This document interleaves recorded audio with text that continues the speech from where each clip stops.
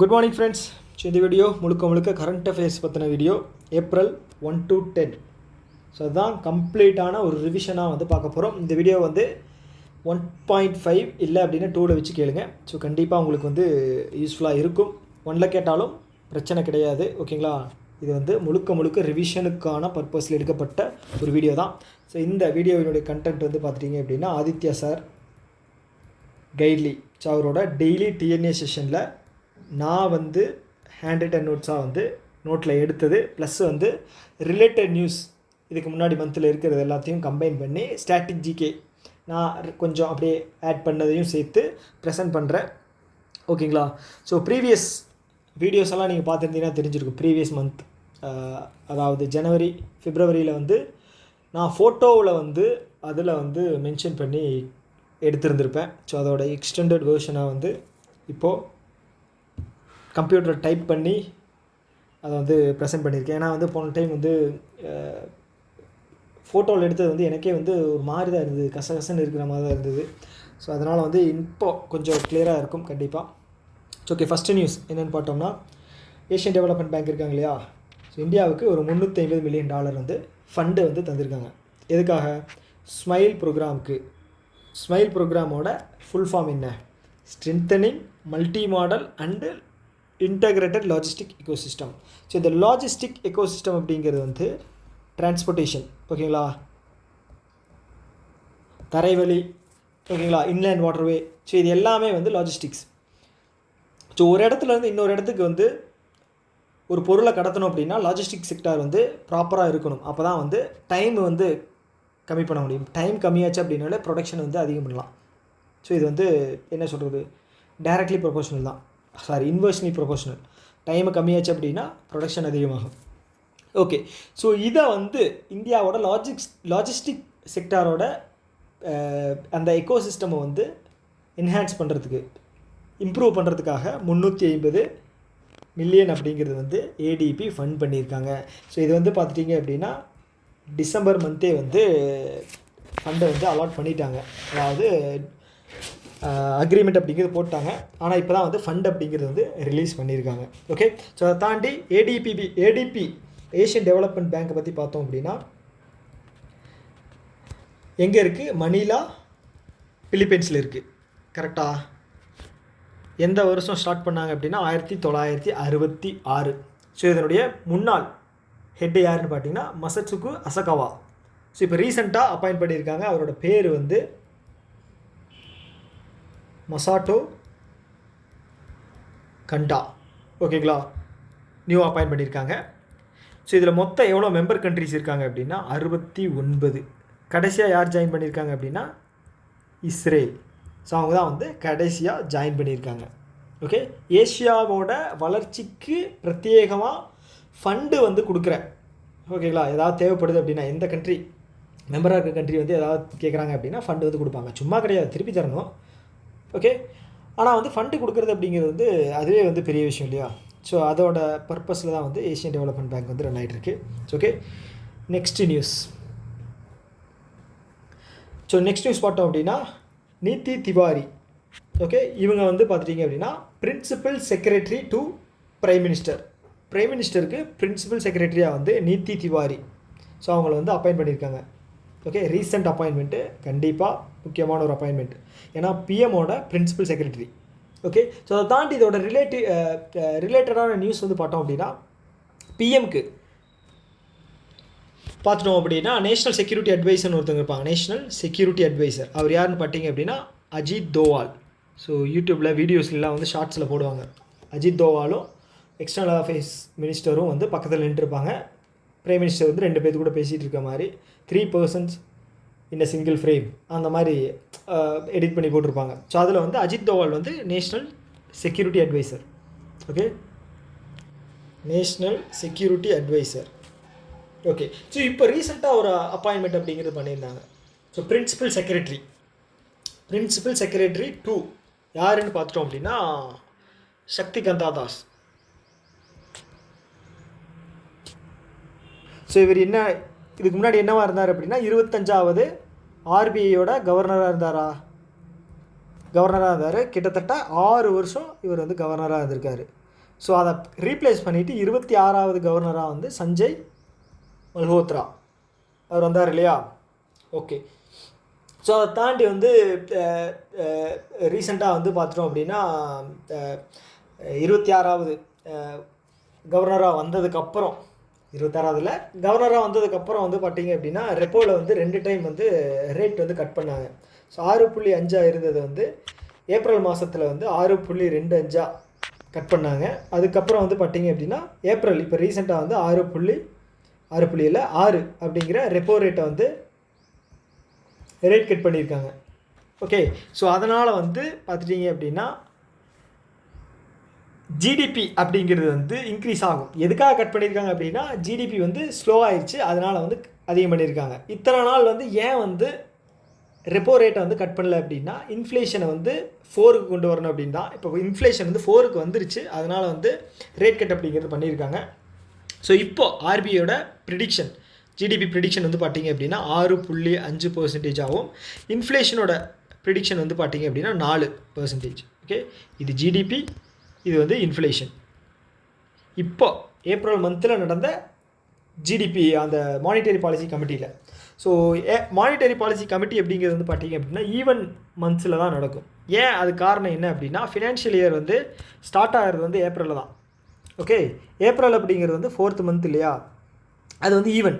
So every 2 months once வந்து monetary policy committee meeting அப்படிங்கிறது conduct பண்ணுவாங்க. அப்புறம் 2 மாதம் அப்படின்னு பார்த்தீங்க அப்படின்னா எல்லாமே ஈவனில் தான் வரும். ஸோ அதுதான் ஒரு ரீசன். ஓகேங்களா. ஓகே, ஸோ அடுத்த நியூஸ் பார்த்தோம் அப்படின்னா ஜெய் பட்டாச்சாரியா இந்தியாவை சேர்ந்த இந்தியன் அமெரிக்கன் சயின்டிஸ்ட். ஸோ அவர் பேர் வந்து ஜெய் பட்டாச்சாரியா. அவர் வந்து நேஷ்னல் இன்ஸ்டிடியூட் ஆஃப் ஹெல்த், யூஎஸ்ஏல இருக்கக்கூடிய நேஷ்னல் இன்ஸ்டிடியூட் ஆஃப் ஹெல்த்தோட டைரக்டராக வந்து இப்போ ரீசெண்டாக 47வது பிரசிடெண்ட்டாக எலெக்ட் ஆகியிருந்தார் இல்லையா டொனால்ட் ட்ரம்ப். ஸோ அவர் வந்து அப்பாயிண்ட் பண்ணியிருக்காங்க. ஓகே, இது ஒரு நல்ல விஷயம். இந்தியாவை சேர்ந்த ஒருத்தர் வந்து நேஷ்னல் இன்ஸ்டிடியூட் ஆஃப் ஹெல்த்தோட டைரக்டராக அப்பாயிண்ட் ஆகியிருக்காரு. ஓகே, ஸோ அதை தாண்டி வந்து 51வது வைஸ் பிரசிடெண்ட் வந்து பார்த்திங்க அப்படின்னா ஜேடி வேன்ஸ். ஸோ ஏன் சொல்கிறேன் அப்படின்னா இவங்களோட மனைவி வந்து பார்த்துட்டிங்க அப்படின்னா உஷா வேன்ஸ். ஸோ அவங்க வந்து ஒரு ஹிந்து இந்திய வம்சாவளி. அதை தாண்டி வந்து பார்த்திங்க அப்படின்னா துல்சி கபாட் அப்படின்னு ஒருத்தங்க இருக்காங்க. ஸோ அவங்க வந்து நேஷ்னல் செக்யூரிட்டி அதனுடைய head Tulsi கபாட். So national செக்யூரிட்டியோட head இவங்க. ஸோ இவங்க வந்து பார்த்திங்க அப்படின்னா ஹிந்து தான். ஸோ அதே மாதிரி வந்து 9th FBI அதோட ஹெட்டும் வந்து பார்த்திங்க அப்படின்னா இந்தியாவை சேர்ந்தவர் தான். ஸோ அவர் யார் அப்படிங்கிறத வந்து கமெண்ட் பாக்ஸில் கமெண்ட் பண்ணுங்கள் மறக்காமல். இது வந்து உங்களுக்கான first question. Okay, next news. So yoga டேவோட தீம் வந்து பிரைம் மினிஸ்டர் வந்து லான்ச் பண்ணியிருக்காரு. ஸோ என்ன சொல்ல வெளியிட்டிருக்காரு. ஸோ அது என்னென்னு பார்த்தோம் அப்படின்னா யோகா ஃபார் ஒன் எர்த்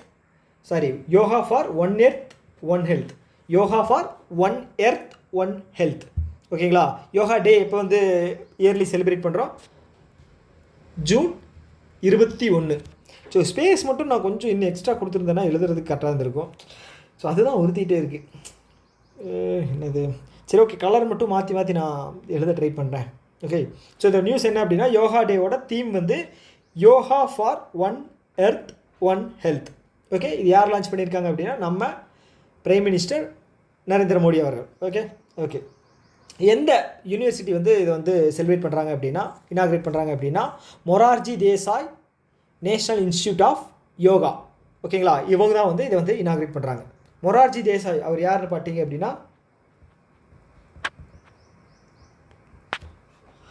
கரெக்டாக 1969 என்ன நடந்துச்சு யோசிச்சு பாருங்கள். நேஷ்னலைசேஷன் பண்ணாங்க இல்லையா, ஒரு 14 பேங்க்கை வந்து நேஷ்னலைசேஷன் பண்ணாங்க. இன்னொரு கேள்வி, ஸோ இந்த 14 பேங்க் வந்து நேஷ்னலைஸ் பண்ணாங்க இல்லையா, ஸோ அந்த நேஷ்னலைஸ்ட் பண்ண பேங்க்கோட கேபிட்டல் எவ்வளோ இருந்தால் ப்ரைவேட்டாக இருந்தால் தான் நேஷ்னலைஸ் பண்ணாங்க.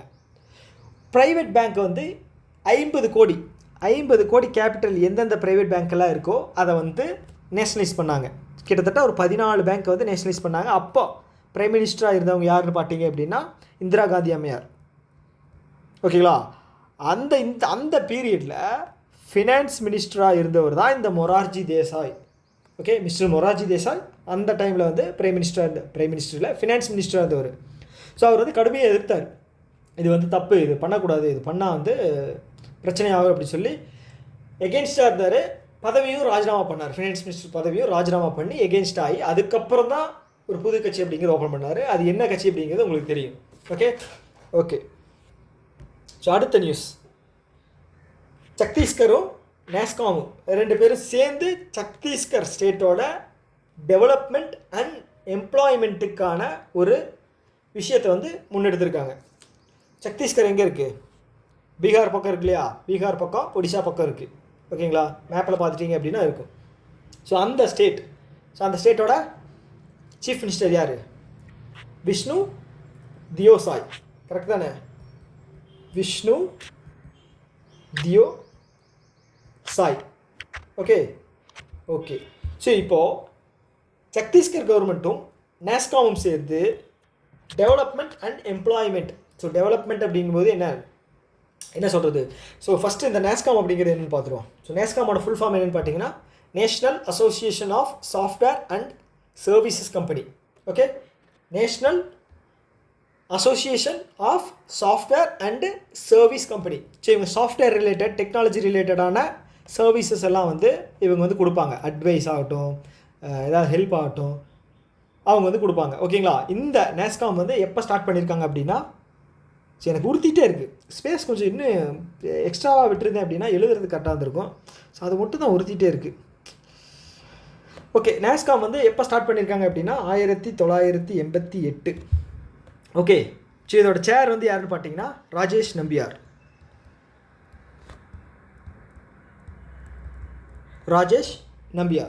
ஓகே, ஹெட் குவார்ட்டர்ஸ் எங்கே இருக்குது? நொய்டா, உத்தரப்பிரதேஷ்.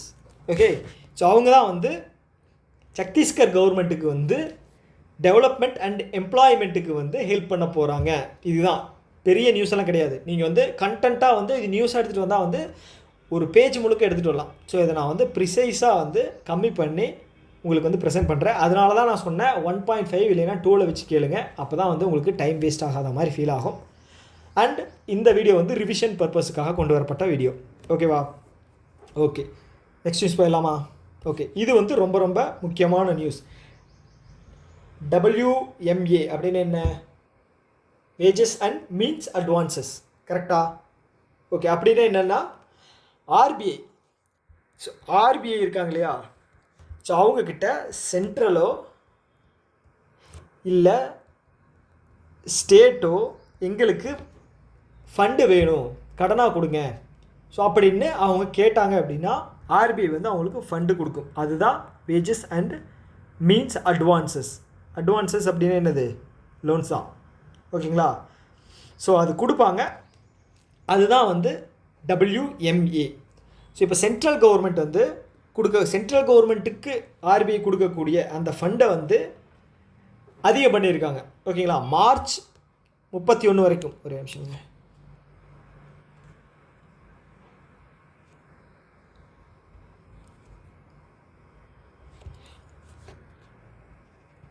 மார்ச் 31, 2025 வரைக்கும் வந்து பார்த்தீங்க அப்படின்னா 50,000 வரைக்கும் தான் வந்து கொடுக்க முடியும் அப்படின்னு சொல்லி லிமிட் இருந்துச்சு. அதாவது ஆர்பிஐ வந்து சென்ட்ரல் கவர்மெண்ட்டுக்கு. ஸோ இப்போது இந்த ஃபஸ்ட்டு ஹாஃப் அப்படின்னா என்னதுன்னு பார்த்தீங்கன்னா ஏப்ரல் டு செப்டம்பர் 6 மாதம்.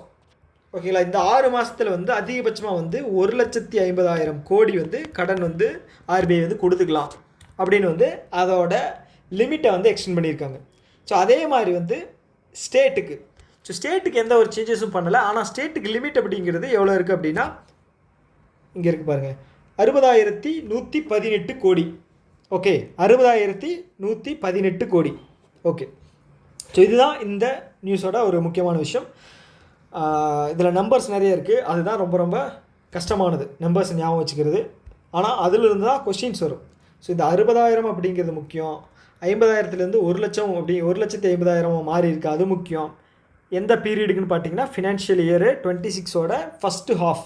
ஓகே, எப்போ இருந்து எஃபெக்டிவ் அப்படின்னா ஃபஸ்ட்டு ஹாஃப்னால தெரியும் இல்லையா? ஏப்ரல் 1லேருந்து தான் எஃபெக்டிவ், செப்டம்பர் 25 வரைக்கும். ஓகே, ஸோ அடுத்த நியூஸ் வந்து இதுவும் முக்கியமான நியூஸ், எல்லாமே முக்கியமான நியூஸ் தான். ஜிஎஸ்டி கலெக்ஷன் எவ்வளோனா, போன இயரோட மார்ச் இருக்கு இல்லையா, மார்ச் 2024 ஒரு குறிப்பிட்ட ஃபண்டு வந்து கலெக்ட் ஆகிருக்கும் ஜிஎஸ்டியில்.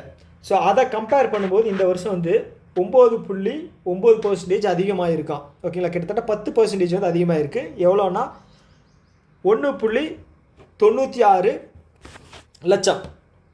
எவ்வளவு? 1.96 லட்சம் கோடி.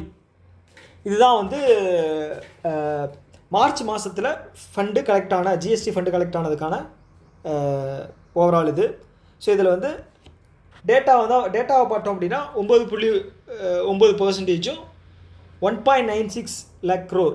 இதுவும் வந்து ரொம்ப முக்கியம். அதை தாண்டி வந்து ஜனவரி மாதம் வந்து எங்கே எழுதட்டும். ஸோ ஜனவரி மந்த் வந்து பார்த்திங்கன்னா 12%, அதாவது இயர் ஆன் இயர் அப்படின்னு கொடுத்துட்டாங்க. அப்படின்னா போன வருஷம் ஜனவரி அதை கம்பேர் பண்ணும்போது இந்த வருஷம் 12%. எவ்வளோனா 1.95 லட்சம் கோடி. ஓகே, பிப்ரவரி பார்த்தீங்க அப்படின்னா 9.1%, அமௌண்ட் வந்து 1.84 லட்சம் கோடி. இந்த வருஷம் 1.96 லட்சம் கோடி. இந்த வருஷம் இல்லை, இந்த month, March month 9.9% March. Okay, ஹையஸ்ட்டாக ஜிடிபி வந்து ஜிஎஸ்டி வந்து எப்போ கலெக்ட் ஆச்சு அப்படின்னா போன வருஷம் ஏப்ரலில். ஸோ ஏப்ரல் ஏன் வந்து அதிகமாக, அதாவது ஃபஸ்ட் நான் அமௌண்ட்டு சொல்லிடுறேன். எவ்வளோ கலெக்ட் ஆகிருச்சு அப்படின்னா 2.10 லட்சம் கோடி. அதாவது 2,10,000 கோடி. ஓகே, 2,10,000 கோடி வந்து ஜிஎஸ்டி வந்து கலெக்ட் ஆகிருக்கான். ஓகே, ஏன் அப்படின்னா ஃபினான்ஷியல் இயரோட ஸ்டார்டிங் எல்லோரும் வந்து பரபரப்பாக ஜிம்முக்கு வந்து எப்படி ஜனவரி 1 அப்படின்னா வந்து புத்தாண்டில் வந்து எல்லோரும் போய் லபலன்னு ஜாயின் பண்ணுவாங்க இல்லையா. ஸோ அந்த மாதிரி வந்து ஃபினான்ஷியல் இயரோட ஸ்டார்டிங் இதில் வந்து எல்லாமே க்ளோஸ் பண்ணி ஃபைல் பண்ணுறது வந்து ஃப்ரெஷ்ஷாக ஸ்டார்ட் ஆகும். ஸோ அதனால் வந்து வந்திருக்கு. இந்த மாதம் தெரியும். ஸோ போன வருஷத்தோட ஏப்ரலில் வந்து பீட் பண்ணிச்சா இல்லையா, எனக்கு கண்டிப்பாக பீட் பண்ணிடும். ஏன்னா வந்து இயர் ஆன் இயர் வந்து இன்க்ரீஸ் ஆகிட்டு தான் வருது. எனக்கு தெரிஞ்ச ஒரு 2.25 வரும்னு நான் எதிர்பார்க்குறேன். பார்ப்போம் என்ன வரும் அப்படின்னு. வசூல் பண்ணிடுவாங்கல்ல. ஓகே, ஸோ அதை தாண்டி வந்து இதோட ஸ்ட்ராட்டஜிக்கை பார்த்தோம் அப்படின்னா ஜிஎஸ்டி வந்து எந்த வருஷம் இம்ப்ளிமெண்ட் பண்ணாங்க? 2017. டே சொல்லுங்கள். டே என்ன டே? கண்டிப்பாக இந்த டே வந்து கண்டிப்பாக ஞாபகம் வச்சுக்கணும். ஜூலை 1 வந்து 2017 வந்து ஜிஎஸ்டி வந்து இம்ப்ளிமெண்ட் பண்ணியிருக்காங்க. Goods and service taxes. Okay, இது வந்து இன்டைரக்ட். ஜிஎஸ்டி அப்படிங்கிறது இன்டைரக்ட் டேக்ஸு. அப்போ டைரக்ட் டேக்ஸ் அப்படின்னா இன்கம். ஸோ நம்ம வாங்குகிறோம் இல்லையா, நம்மளாம் இனிமேல் வாங்கினா ஸோ அந்த பணம் இருக்கு இல்லையா, அதுதான் வந்து indirect tax. Direct tax. GST வந்து indirect tax. Okay, clear, confirm தானே? ஓகே, இப்போ இந்த ஃபினான்ஷியல் இயர் பட்ஜெட்டில் வந்து டேக்ஸ் எக்ஸம்ஷன் எவ்வளோ லட்சத்துக்கு வந்து டைரக்ட் டேக்ஸில் வந்து கொடுத்துருந்தாங்க. 12 லட்சம் வரைக்கும் சம்பாதிக்கிற அமௌண்ட்டு வந்து வரைக்கும் வந்து நம்ம டேக்ஸ் கட்ட வேண்டியதில்லை. 0 டேக்ஸ் கிடையாது. டேக்ஸ் எக்ஸம்ஷன் 4 லட்சம் வரைக்கும் டேக்ஸ் கட்ட வேண்டியதில்லை. இந்த 5 to 12 லட்சம் வரைக்கும் இருக்கிறது வந்து ஜிஎஸ்டி ரிட்டர்ன் பண்ணி ஃபைல் பண்ணி நம்ம வந்து ரிட்டர்ன் வாங்கிக்கலாம் இயர் ரெண்டில். ஓகேங்களா, புரிஞ்சுக்கணும். ஸோ இடம் வேறு பத்தில், அது வேறு ஒருத்திக்கிட்டே இருக்குது. ஸோ அதை தாண்டி வந்து இந்தியாவில் ஃபஸ்ட்டு ஜிஎஸ்டி இம்ப்ளிமெண்ட் பண்ணப்பட்ட ஸ்டேட் எதுன்னு பார்த்தீங்கன்னா அஸ்ஸாம். First state. ஓகே, வேர்ல்டில் வந்து ஃபஸ்ட்டு ஜிஎஸ்டி எங்கே இம்ப்ளிமெண்ட் பண்ணாங்க அப்படின்னா ஃப்ரான்ஸோட பிரசிடென்ட் யார்? Emmanuel Macron. ஸோ எனக்கு தெரிஞ்சு ட்ரம்ப்போட இமானுவேல் மேக்ரான் தான் வந்து கொஞ்சம் என்ன சொல்கிறது, டேஞ்சரான ஆள். ஓகேங்களா, அது ஏன்னு வந்து ஜியோ பாலிட்டிக்ஸ் ஃபாலோ பண்ணிட்டு இருக்கிறவங்களுக்கு தெரியும். ஓகே, ஃப்ரான்ஸ் வந்து ஃபஸ்ட்டு கண்ட்ரி. ஸோ இந்தியா வந்து யாரை வந்து ஃபாலோ பண்ணுறாங்க அப்படின்னா கனடாவோட ஜிஎஸ்டி மெத்தடு தான் வந்து நம்ம ஃபாலோ பண்ணுறோம். ஸோ ரீசெண்டாக கடைசி ஜிஎஸ்டி மீட்டிங்கில் வந்து சில சேஞ்சஸ் பண்ணியிருப்பாங்க இல்லையா. ஸோ நல்ல சேஞ்சஸ் என்ன அப்படின்னா இவி வெஹிக்கிள் இருக்கு இல்லையா, ஸோ அது வந்து சேஞ்ச் பண்ணாங்க. ஓகே, செகண்ட் ஹேண்டு வெஹிக்கிள் வந்து இவியில் இது வந்து சேஞ்ச் பண்ணாங்க. அது மாதிரி அதை தாண்டி வந்து பார்த்தீங்க அப்படின்னா பாப்கார்னுக்கு இதுதான் வந்து பயங்கர கான்ட்ரவர்சியாக போன ஒரு விஷயம்.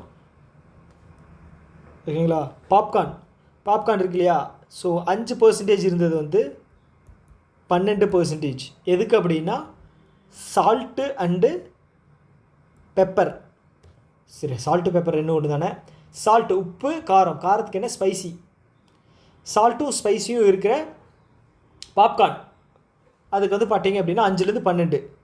18% வந்து பார்த்தீங்க அப்படின்னா சுகர் மிக்ஸ் பண்ண பாப்கார்னுக்கு வந்து 18%. ஸோ இது எங்கே அடி விழுகும் அப்படின்னா படம் பார்க்க போகிற மாலில், ஸோ இந்த இடங்களில் தான் வந்து பாப்கார்ன் வந்து அதிகமாக இந்த பாப்கார்ன்ஸ் எல்லாம் இருக்கு இல்லையா, ஸோ அது வந்து அதிகமாக சேல் ஆகும். ஸோ நம்ம ஆளுக்கு வந்து பயங்கர புத்திசாலி. 25 கிலோ வந்து அரிசி, பேக்கெட்டாக வர்ற அரிசி வந்து பார்த்தீங்க அப்படின்னா ஜிஎஸ்டி போட்டாங்க. கொய்யால நீ 25 கிலோ விற்றாதானடா நீ என்கிட்ட டேக்ஸ் போடு அப்படின்னு சொல்லி 26 கிலோ அடுத்த நாள்லேருந்து வர ஆரம்பிச்சிருச்சு. அரிசி மூட்டை 25 கிலோ இருக்கும் இல்லையா அரிசி மூட்டை, அடுத்த நாள் பார்த்தீங்கன்னா 26லேருந்து சேல் பண்ண ஆரம்பிச்சிட்டாங்க. நீங்கள் ஒரு கணக்கு போட்டால் நாங்கள் ஒரு கணக்கு போடுவோம். ஓகே, ஸோ அடுத்த நியூஸ் வந்து போயிடலாம். ஸோ இது ரொம்ப இழுத்துட்டோம். ஸோ யூனிஃபைட் பேமெண்ட் இன்டர்ஃபேஸ், அதோட மார்ச் மாதத்தில் வந்து நடந்த டிரான்சாக்ஷன் தான் வந்து அதிகமான 19 பில்லியன் டிரான்சாக்ஷன்ஸ் வந்து பண்ணியிருக்காங்க. அதோட டோட்டல் அமௌண்ட் வந்து பார்த்திங்கன்னா 24.77 லட்சம் கோடி transactions total amount. Okay, total transaction எவ்வளோன்னு ஞாபகம் வச்சுக்கணும், அதோட டோட்டல் அமௌண்ட் எவ்வளோவும் ஞாபகம் வச்சுக்கணும். So first unified payment interface UPI எப்போ இம்ப்ளிமெண்ட் பண்ணாங்க? 2016 தான் வந்து ஃபஸ்ட்டு இம்ப்ளிமெண்ட் பண்ணாங்க. கரெக்டாக? யூபிஐ யூனிஃபைட் பேமெண்ட் இன்டர்ஃபேஸ் வந்து என்பிசிஐக்கு கீழே தான் வரும். ஓகேங்களா? ஸோ இதோட பர்சன் டு பர்சன், இப்போ நானும் நீங்களும் ஏதாவது டிரான்சாக்ஷன் பண்ணிக்கணும் அப்படின்னா வந்து பார்த்தீங்க அப்படின்னா அதிகபட்சம் 1 லட்சம் தான் பண்ண முடியும் ஒரு நாளில். ஸோ அதை தாண்டி பண்ண முடியாது. ஓகேங்களா? ஸோ இதில் நிறைய சேஞ்சஸ் கொண்டு வந்திருக்காங்க. அது அடுத்தடுத்த நியூஸில் வந்து நம்ம பார்க்கலாம். ஓகே, அதே மாதிரி லுக்கப் ஃபெசிலிட்டி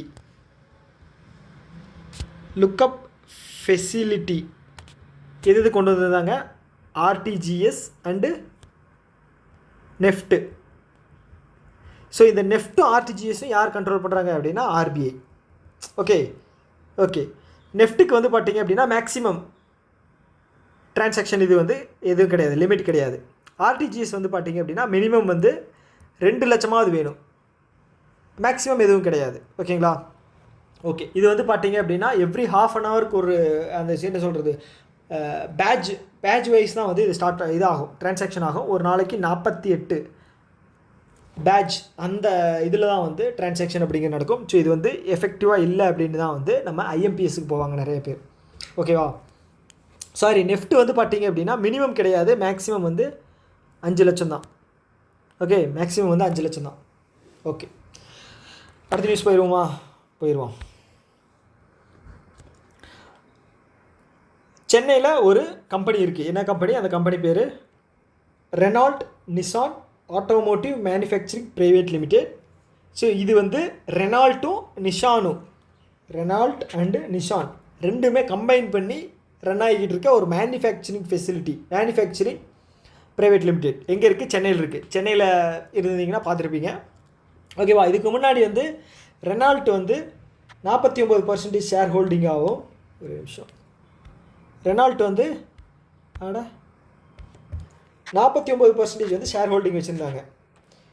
நிஷான் வந்து 51 வச்சுருந்தாங்க. இப்போது ரெனால்ட் வந்து பார்த்திங்க அப்படின்னா நிஷான் வச்சுருந்த 51% வந்து வாங்கிட்டாங்க. டோட்டலாக வாங்கி முழுக்க இப்போ ரெனால்ட்டோட தான் வந்து மாறிடுச்சு.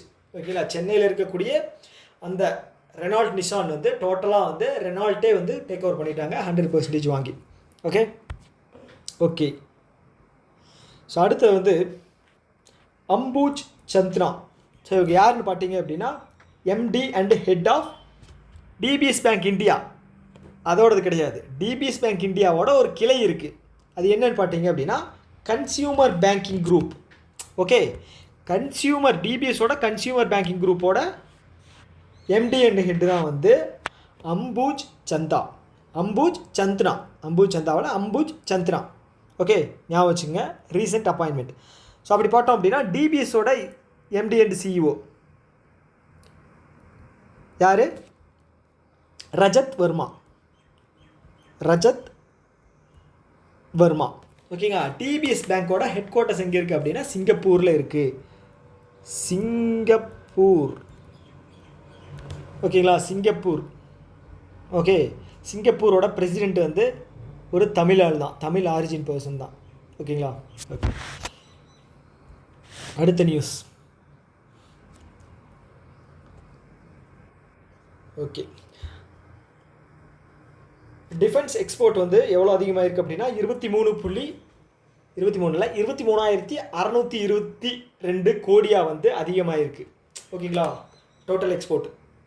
ஆனால் இந்தியாவோட டார்கெட் வந்து பார்த்தீங்க அப்படின்னா 2029 50,000 கோடியாக வந்து இருக்கணும் எக்ஸ்போர்ட்.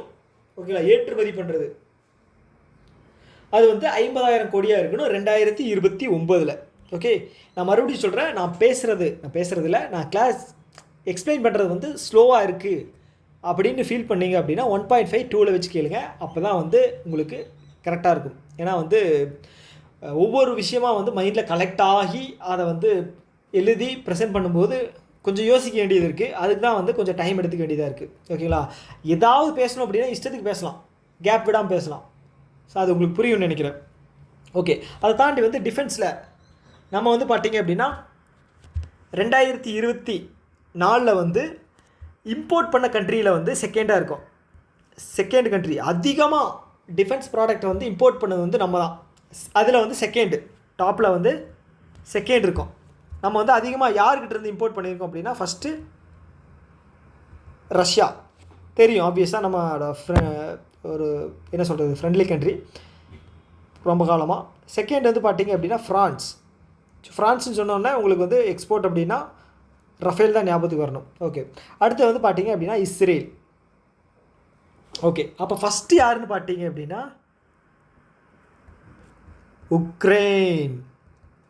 உக்ரைனுக்கு யார் அதிகமாக இம்போர்ட் பண்ணியிருக்காங்க, அதாவது உக்ரைனுக்கு யார் வந்து அதிகமாக எக்ஸ்போர்ட் பண்ணியிருக்காங்க விற்றுருக்காங்க அப்படின்னு பார்த்தீங்கன்னா யூஎஸ். This is business. ஒரு மீம் வரும் இல்லையா, உங்களுக்கு புரிஞ்சிருக்கும் உக்ரைனுக்கு எதனால் யூஎஸ்ஸு அதிகமாக டிஃபென்ஸு எக்ஸ்போர்ட் பண்ணியிருக்கு அப்படின்னு. அதை தாண்டி வந்து பார்த்தீங்க அப்படின்னா டிஃபென்ஸுக்கு அதிகமாக ஸ்பெண்ட் பண்ணுறது வந்து பார்த்தீங்க அப்படின்னா யூஎஸ் தான். பட்ஜெட்டில் நம்மளை விட அவங்க வந்து 10 to 11 மடங்கு, பர்சன்டேஜ் கிடையாது மடங்கு, நம்ம வந்து 80 பில்லியன் செலவு பண்ணால் யூஎஸ் வந்து பார்த்திங்க அப்படின்னா 800 பில்லியன் வந்து செலவு பண்ணியிருக்காங்க. ஓகேங்களா, இப்போ ட்ரம்ப் வந்து புதுசாக சொல்லியிருக்காரு இந்த இயர்லேருந்து நாங்கள் வந்து 1 ட்ரில்லியன் வந்து செலவு பண்ண போகிறோம் அப்படின்னு. ஓகேங்களா, ஸோ அடுத்தவனை மிரட்டி வைக்கணும் அப்படின்னா இதெல்லாம் பண்ணி தான் ஆகணும். ஓகே, ஸோ அடுத்த நியூஸ். அகமதாபாத்தை சேர்ந்த ஒரு பிளாக் பிரிண்ட். ஓகேங்களா, அதோட பேர் வந்து பார்த்திங்கன்னா சௌதாகரி. ப்ரொனன்சியேஷன் வந்து கண்டிப்பாக நான் வந்து ரொம்ப வீக் தான், அது ஓப்பனாக ஒத்துக்கிறேன். ஸோ அது என்ன மீனிங்கோ அது வந்து நீங்களே படிச்சுக்கங்க. ஓகேங்களா, ஸோ இதோட பேர் வந்து சௌதாகாரி பிளாக் பிரிண்ட். அகமதாபாத் எங்கே இருக்குது? குஜராத்தில். ஓகேங்களா, அது வந்து ஜிஐ டேக் வந்து வாங்கியிருக்கு. GI take geographical indication take, புவிசார் குறியீடு. ஸோ இந்த புவிசார் குறியீடு எதுக்கு தருவாங்க? ஸோ ஃபேமஸாக ஒரு ரீஜனலில் ஒரு குறிப்பிட்ட இடங்களில் இருக்கக்கூடிய அதிகமாக சேலாகக்கூடிய பிரபலமான பாரம்பரியமான பொருட்களுக்கு தான் தருவாங்க. ஓகேங்களா, ஸோ அந்த வகையில் வந்து பார்த்தீங்க அப்படின்னா இப்போ சௌதாகாரி பிளாக் பிரிண்ட் அதுக்கு வந்து ஜிஐ டேக் தந்திருக்காங்க. இதன் மூலமாக வந்து அந்த ப்ராடக்டோட சேல்ஸ் வந்து அதிகமாகிறதுக்கான அதிக வாய்ப்புகள் இருக்குது. ஓகேங்களா, அதை தாண்டி ஸ்ட்ராட்டஜிக்காக பார்த்தோம் அப்படின்னா அதிக ஜிஐ டேக் வச்சுருக்கிற ஸ்டேட் வந்து பார்த்திங்க அப்படின்னா உத்தரப்பிரதேஷ் 75, தமிழ்நாடு செகண்டாக வச்சுருக்கு. ஜிஐ டேக்கோட ஹெட் குவார்ட்டர்ஸ் எங்கே இருக்குதுன்னு பார்த்தீங்கன்னா சென்னை தமிழ்நாட்டில் தான் இருக்குது. ஓகேங்களா, சென்னை தமிழ்நாட்டில் தான் இருக்குது. ஃபஸ்ட்டு ஜிஐ டேக் வாங்கின ப்ராடக்ட் என்னென்னு பார்த்தீங்க அப்படின்னா 2003 வாங்கின ப்ராடக்ட் டார்ஜிலிங் டீ. ஓகேங்களா, அதுதான் வந்து 2003 டார்ஜிலிங் டீ எங்கே இருக்குது? கொல்கத்தாவில். அதுதான் வந்து முதல்ல ஜிஐ டேக் வாங்கின ஒரு ப்ராடக்ட். ஓகே, இதோட இந்த வீடியோ வந்து நம்ம ஸ்டாப் பண்ணிக்கலாம். 30 நிமிஷம் ஆயிடுச்சு. ஆல்ரெடி கமெண்ட்ஸில் வந்து 1 மணி நேரம் ஆன வீடியோக்கெல்லாம் சொல்லியிருந்தீங்க. 1 மணி நேரம் ஆச்சு அப்படின்னா 2ஆக ஸ்பிட் பண்ணி போடுங்க அப்படின்னு. ஸோ கண்டிப்பாக வாடிக்கையாளர்களினுடைய சேவையே நம்மளுடைய தேவை. ஓகேங்களா? ஸோ ஓகே, இன்னொரு வீடியோவில் மீட் பண்ணலாம். டாடா பாய் பாய். இந்த வீடியோட கருத்துக்களை வந்து கமெண்ட் பாக்ஸில் சொல்லுங்கள். ஓகே, கண்டிப்பாக சேஞ்சஸ் வேணும் பண்ணணும் அப்படின்னா கண்டிப்பாக பண்ணிக்கலாம்.